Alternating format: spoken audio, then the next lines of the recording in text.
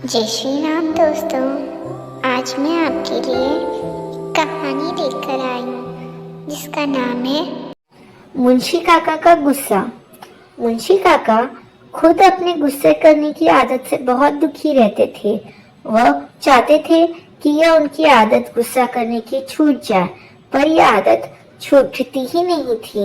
पहले उन्हें बूढ़े शब्द से नफरत थी, तो वो बूढ़ा ही है, लेकिन उन्हें यह बात बिल्कुल पसंद नहीं थी कि कोई उन्हें बूढ़ा कहे। एक दिन गांव का एक बूढ़ा आदमी उनसे कुर्ते का कपड़ा खरीद रहा था। मोल भाव करने के लिए उसने बस इतना ही कहा, बुढ़े बाबा, आप भी बूढ़े, हम भी बूढ़े, सही दाम लगा लो। ग्राहक की बात सुनकर तो मुंशी काका लगे चिल्लाने, तू मुझे बूढ़ा कहता है? तू बूढ़ा, तेरा सारा खानदान बूढ़ा, चल निकल यहाँ से, मुझे तेरे हाथ कपड़ा नहीं बेचना। मुंशी काका की चीख पुकार सुनकर आसपास के दुकानदार भी इकट्ठा हो गए। वह ग्राहक मुंशी काका को इस प्रकार देखता चला गया जैसे वो दूसरे ग्रह के प्राणी हो।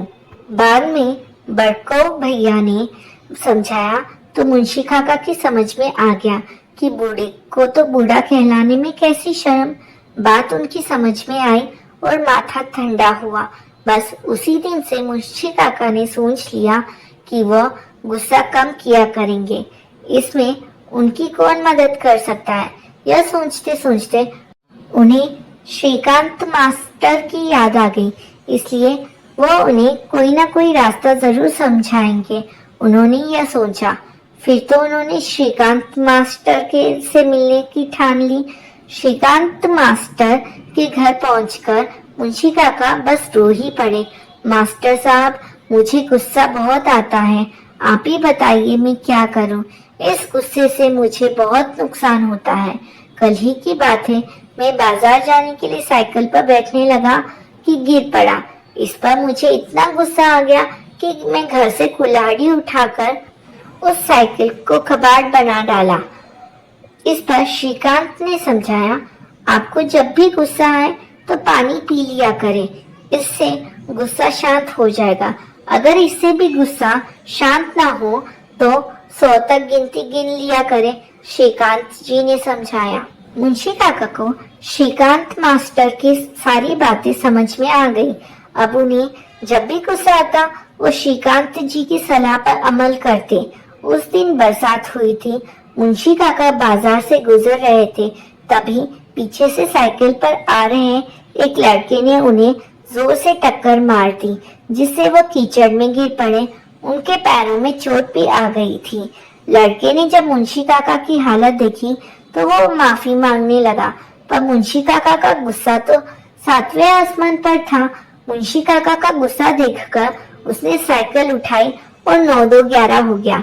इस पर गुस्से से भरे मुंशी काका को श्रीकांत मास्टर की सलाह याद आ गई और वह लमडाते हुए पास के नल से पानी पीने चले गए। उनके एक पैर में तेज दर्द हो रहा था। पानी पीते पीते उनका पेट भर गया, लेकिन गुस्सा ठंडा नहीं हुआ। इस पर वो कहीं खड़े खड़े गिनती गिनने लगे, 1 2 3 करके। मुंशी काका को गिनती गिनते देख बहुत से लोग आसपास इकट्ठे हो गए। क्या बात है बुढ़ाओ? एक ने पूछा। उसकी बात सुनकर मुंशी काका का गुस्सा और बढ़ गया। वो जोर जोर से गिनने लगे, 40 41 42। लगता है बेचारे का कोई पुर्जा ढीला हो गया, दूसरा बोला। मुंशी काका के चीख चीख कर गिनने लगे, 80 81 बोल के। तभी वो वहां खड़ा मुबारक बोला, क्यों भाई लोग? बुढ़ाऊ सुबह तक तो ठीक था। बस मुंशी काका ने किसी तरह गिनती पूरी की और फिर सब लोगों को मारने के लिए छतरी लेकर दौड़ पड़े। लोग तुरंत भाग खड़े हुए। इधर श्रीकांत मास्टर भी बाजार की तरफ जा रहे थे। भगदड़ देखकर उन्होंने भागते हुए एक आदमी से पूछा, क्या हुआ भाई? क्या कोई झगड़ा हुआ है? नहीं, मुंशी काका छाता लिए इधर ही आ रहे हैं, वह व्यक्ति बोला। फिर उसने मुंशी काका के साथ हुए पूरे हादसे को दोहरा दिया और यह भी बता दिया कि वे भरपेट पानी पीकर 100 तक गिनती भी गिन रहे थे। अब तो श्रीकांत मास्टर जी समझ गए कि इतना सब होने के बाद मुंशी काका उनके घर ही धमकेंगे। उसके बाद की कल्पना से ही वो सिहर गया। वो समझ गए मुंशी काका पूरे मोहल्ले को ही चिल्लाकर हिला देंगे। वो उल्टे पांव घर आ गए और पड़ोसी से कहकर अपने घर के दरवाजे पर ताला लगवा दिया ताकि लोग समझे कि मास्टर जी बाहर गए हैं। बस वो दिन है और आज का दिन है। मुंशी काका मास्टर जी को ढूंढ रहे हैं और श्रीकांत मास्टर जी जैसे ही उनको देखते हैं वो छुप जाते हैं। दोस्तों, इस कहानी से हमें यह सीख मिलती है कि गुस्से पर नियंत्रण और हास्यपद परिणामों के बारे में है, जो पाठकों को न सिर्फ हंसी दिलाती है बल्कि गुस्से को सही तरीके से प्रबंधित करने की भी सलाह देती है। जय श्री कृष्णा, राधे राधे। नंदनवन में कालू नाम का एक भालू रहता था। कालू अपने शरीर से जितना काला था उससे कहीं ज्यादा वो अपने मन से भी काला था। वो लोगों को अपनी चिकनी चुपड़ी बातों में फंसाकर उन्हें चट कर जाता था, खास करके छोटे जानवरों को। उसी जंगल में मोटू और छोटू नाम के दो खरगोश भी रहते थे। देखने में वे जितने छोटे थे, अकल में उतने ही अधिक बुद्धिमान थे। उन दोनों में दोस्ती भी खूब थी। दिन भर दोनों मिलकर उछल कूद मचाते और खेलते रहते थे। वो दोनों एक दिन बात कर रहे थे। बातों ही बातों में कालू भालू का जिक्र आया। तब छोटू खरगोश ने कहा, सच में कालू भालू कितना बदमाश है। वो कितना मासूम लोगों का फायदा उठाकर उन्हें चट कर जाता है, खास करके छोटे जानवरों को। और जब हमें पता है कि वो ऐसा है तो फिर भी हम क्यों उसकी चिकनी चुपड़ी बातों में आ जाते हैं। हमें उस कालू भालू को सबक सिखाना चाहिए। यह सुनकर मोटू खरगोश ने कहा, सच कहा तुमने, हम उसे सबक सिखाएंगे। और उन दोनों ने एक योजना बनाई। कुछ दिनों बाद जब वो एक पेड़ के नीचे विश्राम कर रहे थे, उन्होंने कालू भालू को आते हुए देखा। उन्होंने सोचा कि अगर हम भागने की कोशिश करेंगे तो कालू भालू उन्हें अपने पंजों में दबोच कर खा जाएगा। इससे अच्छा है वो उन्हें अपनी योजना अनुसार बात करके उसके जाल में फंसा ले। तभी छोटू खरगोश ने कहा, अरे कालू भैया, कैसे हो? तुम यहाँ क्या कर रहे हो? विचित्र जीव देखने नहीं गए? विचित्र जीव? कालू ने आश्चर्य से पूछा।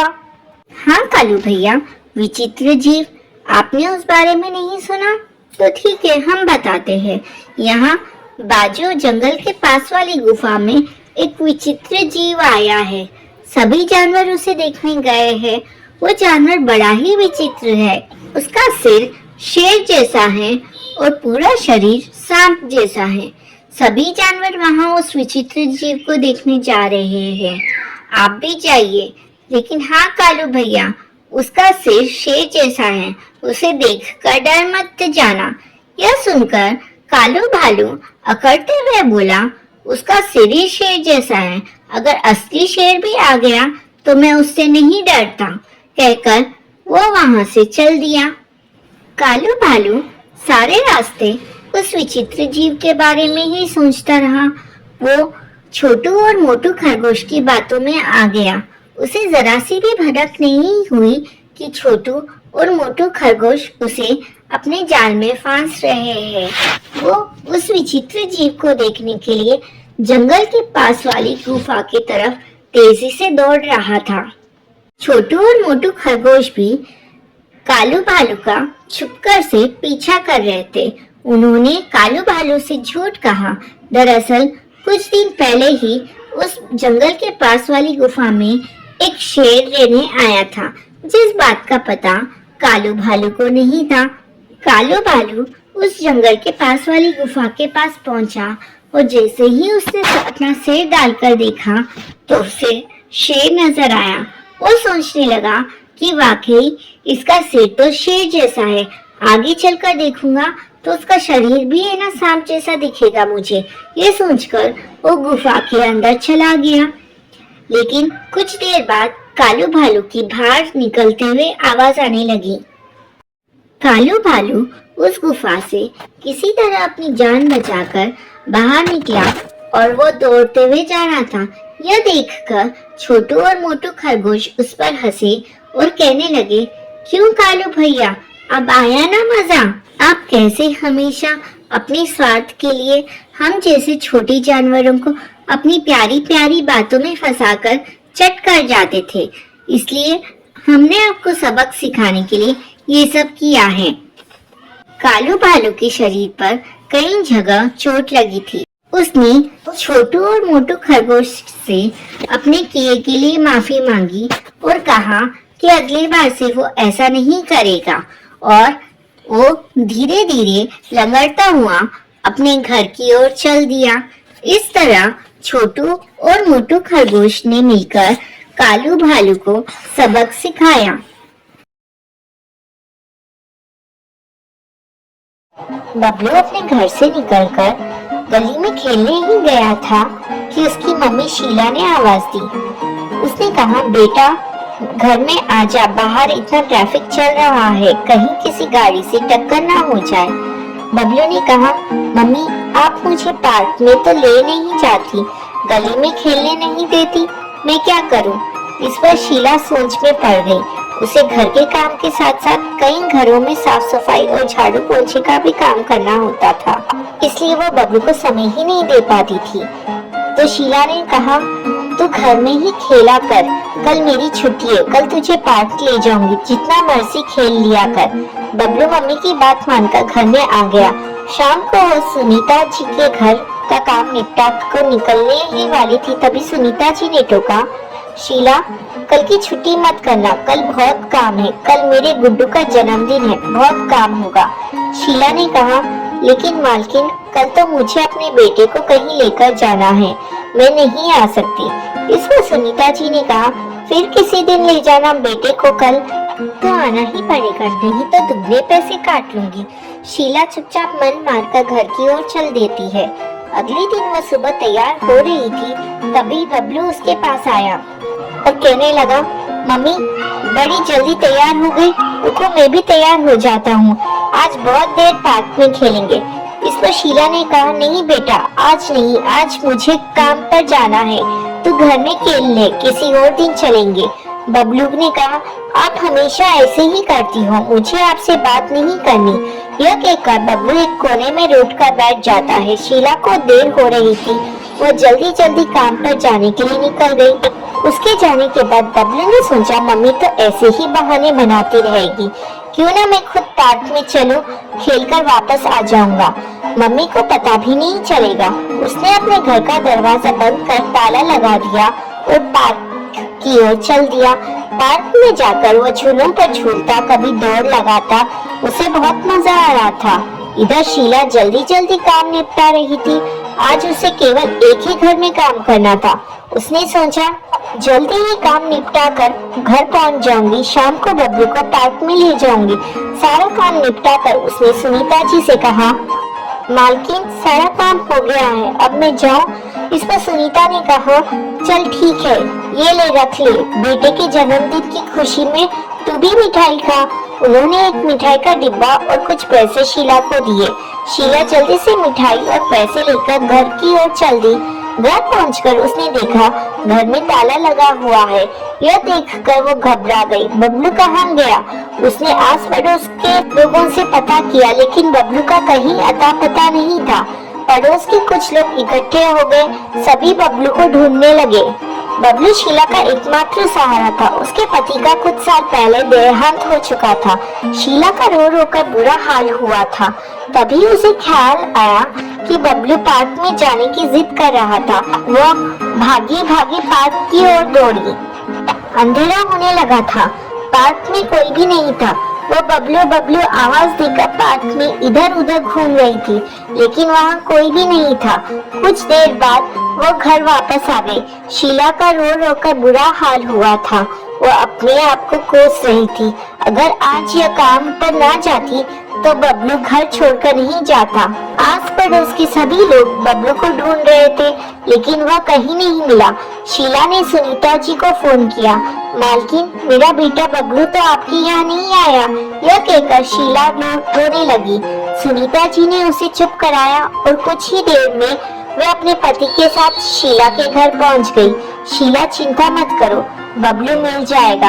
इनकी पुलिस में बहुत जान पहचान है, तो बबलू की फोटो इन्हें दे दे। उसने वैसा ही किया। कुछ ही देर में बबलू की फोटो सब पुलिस स्टेशन में पहुंच गई।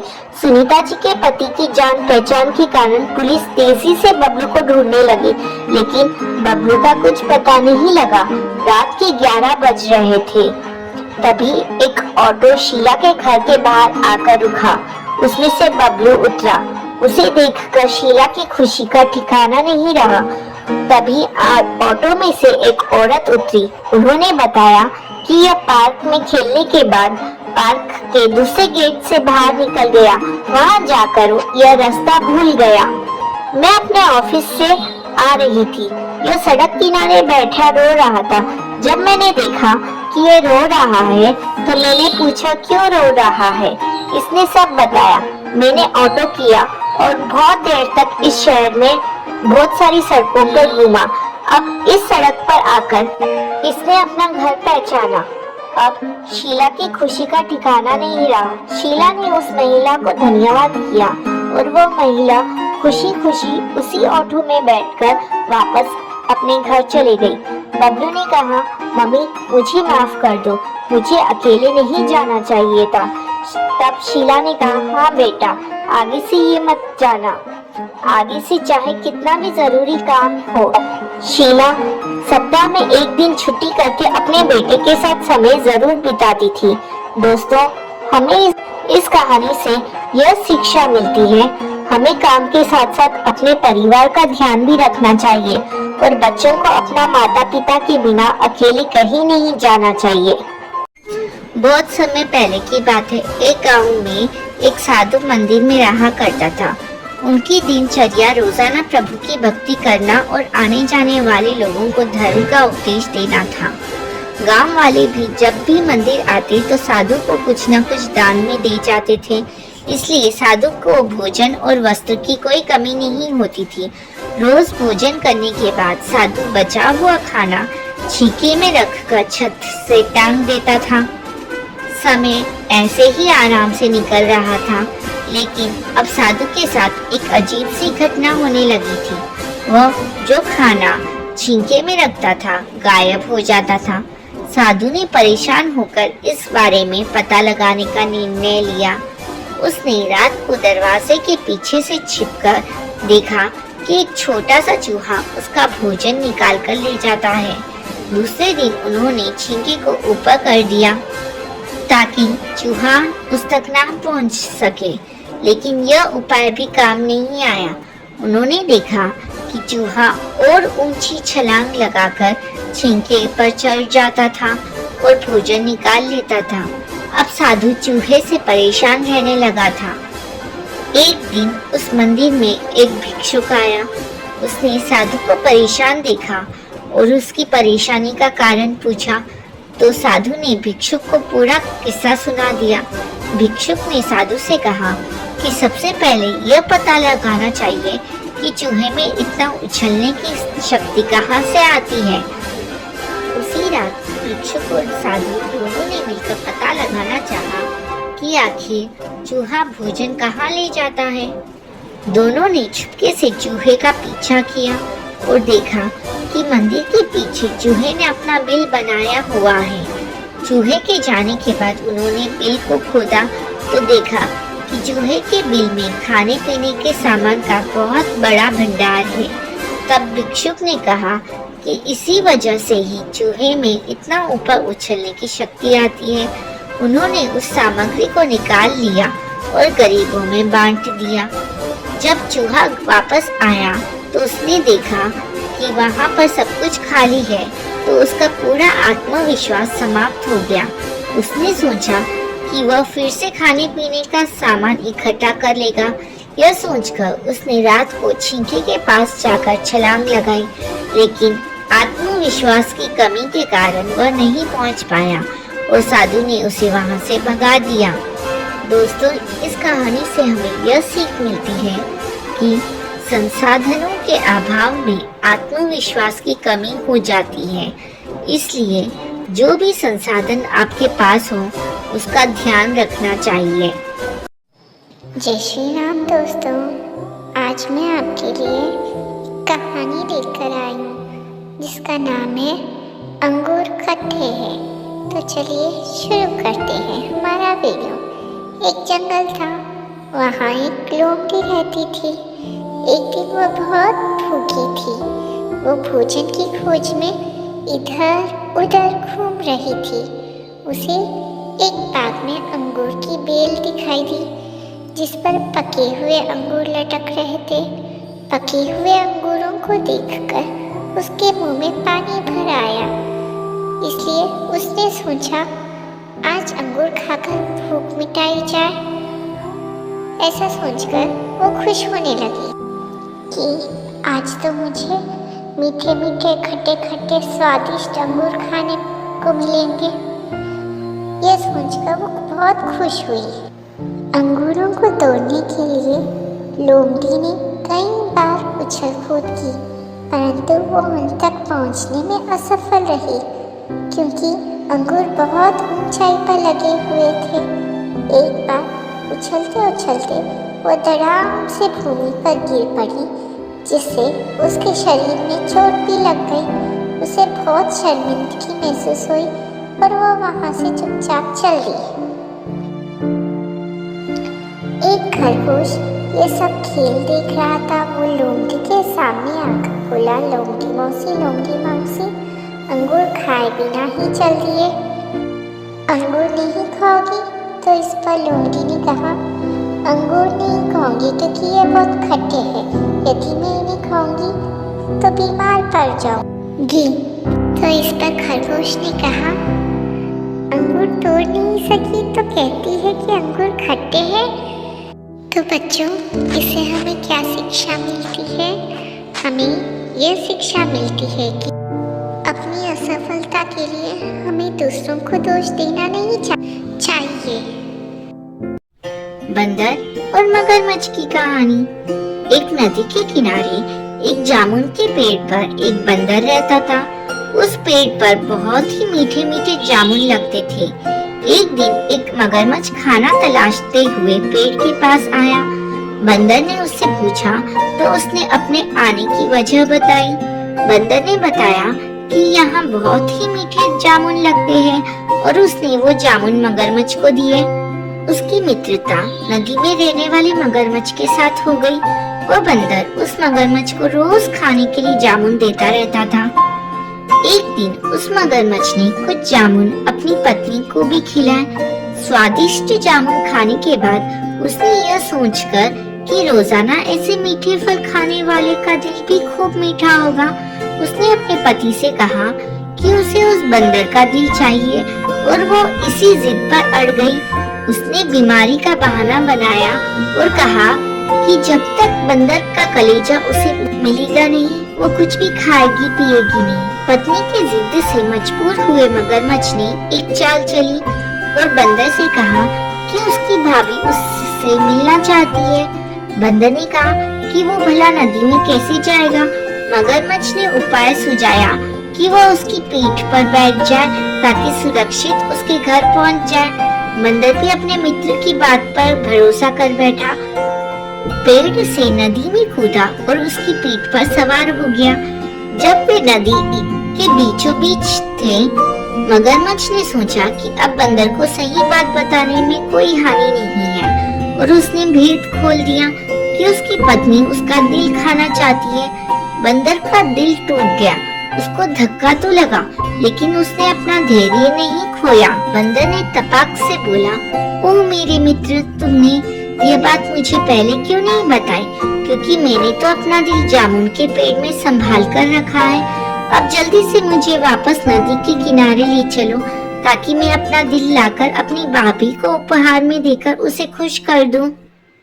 मूर्ख मगरमच्छ बंदर को जैसे ही नदी के किनारे लेकर आया, बंदर ने जोर से जामुन के पेड़ पर छलांग लगाई और क्रोध में भरकर बोला, मूर्ख, दिल के बिना भी कोई जिंदा रह सकता है? जा, आज से तेरी मेरी दोस्ती समाप्त। यह बात सुनकर मगरमच्छ को बहुत पछतावा हुआ कि उसने लालच में आकर अपने अच्छी मित्रता खो दी। दोस्तों, इस कहानी से हमें पहली यह सीख मिलती है कि मुसीबत के क्षणों में धैर्य नहीं खोना चाहिए और अनजान से दोस्ती सोच समझकर करनी चाहिए और दूसरी मित्रता का सदैव सम्मान करें।